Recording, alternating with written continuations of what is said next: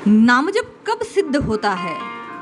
राम राम राम कैसे जपना चाहिए कि वह सिद्ध हो जाए? नाम जप की सिद्धि के लिए नाम जापक को क्या प्रयास करना चाहिए, या नाम जप का कौन सा तत्व है जो नाम की सिद्धि को घटित करवाता है?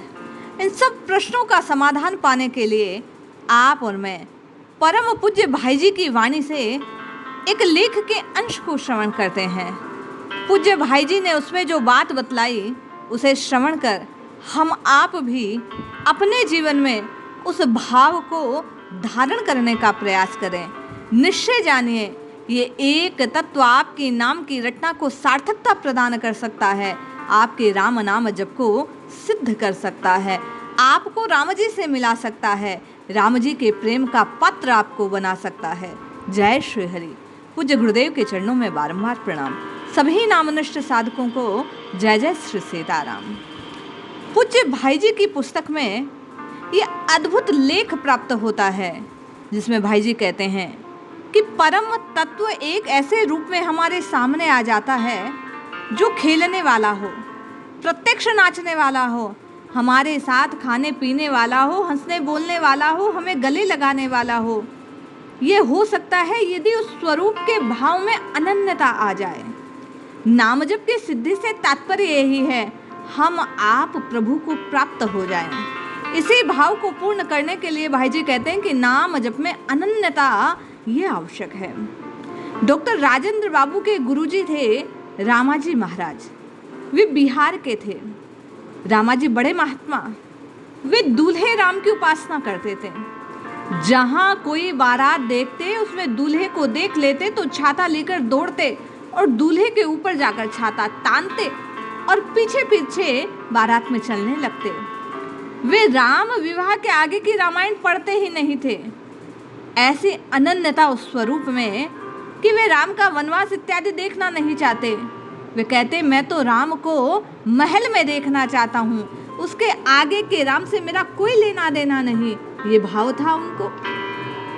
काक भूषण जी कहते कि मुझे तो भगवान का बाल रूप ही प्रिय है।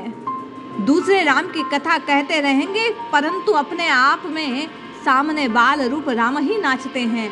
इतने बड़े ज्ञानी काक भूषण जी भी जब पूछा गया कि आप कौवा ही क्यों बना रहना चाहते हैं, उन्होंने उत्तर दिया, इस कौवा शरीर के रूप में बाल रूप राम मुझे खेलते हैं, मुझे कौवा बनाकर रहना अच्छा लगता है। मुझे नहीं देखना कि देवता का वेश की भावना क्या है, मेरे लिए तो राम इस वेश से खेलते हैं, यही सर्वोच्च है। पूज्य भाई जी लिखते हैं कि इस भाव में ऐसा आकर्षण है कि ये नाम को सिद्ध कर देता है। एक प्रयागदास जी महात्मा हुए, बड़े भक्त थे, अपने को जानकी जी का भाई मानते थे। वे कहते आम के नीचे खाट बिछी है, खाट के नीचे करवा, प्रयागदास अलमस्ता सोवे राम लला के सरवा। आम के नीचे खाट है और उस खाट पर राम लला के साले प्रयागदासी अलमस्त होकर सो रहे हैं। स्वयं को वे राम जी का साला मानते थे।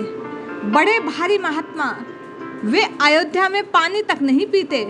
भाव है ना, लोग कहेंगे कैसा अज्ञानी, उन्होंने भगवान में भेद मान लिया। वे अज्ञानी नहीं, स्वयं जानकी जी और भगवान राम ने प्रकट होकर उन्हें दर्शन दिया। इस प्रकार भिन्न भिन्न भावों द्वारा भगवान अपनी पूजा को ग्रहण कर लेते हैं। भाव सच्चा होना चाहिए, चाहे जैसा विचित्र हो, लेकिन उसी एक भाव को लेकर चलने पर भगवान उससे प्रसन्न हो जाते हैं। पूज्य भाई जी अपनी पुस्तकों में, अपने लेखों में बार बार नाम जप की सिद्धि के लिए इस अनन्यता के भाव को कुंजी रूप, चाबी के रूप में, इसी को धरोहर मानते हैं। वे कहते हैं कि साधक में यदि ये भाव जागृत हो जाए, एक रूप, एक नाम, एक स्वरूप के प्रति निष्ठा जागृत हो जाए, वह केवल और केवल अनन्य भाव से उसी की सेवा में, पूजन में, चारों ओर उसी को देखने लग जाए, उसी भाव में जीने लग जाए, तो निश्चय जानिए उसको सिद्धि स्वरूप राम जी की प्राप्ति तत्काल हो सकती है। उसको जीवन में साक्षात श्री हरि के दर्शन प्राप्त हो सकते हैं। इसलिए रटिए, जपिए, पुकारिए, एक इष्ट, एक राम, एक स्वरूप में अपनी निष्ठा को जागृत कीजिए, निश्चित लाभ होगा। जय श्री हरि।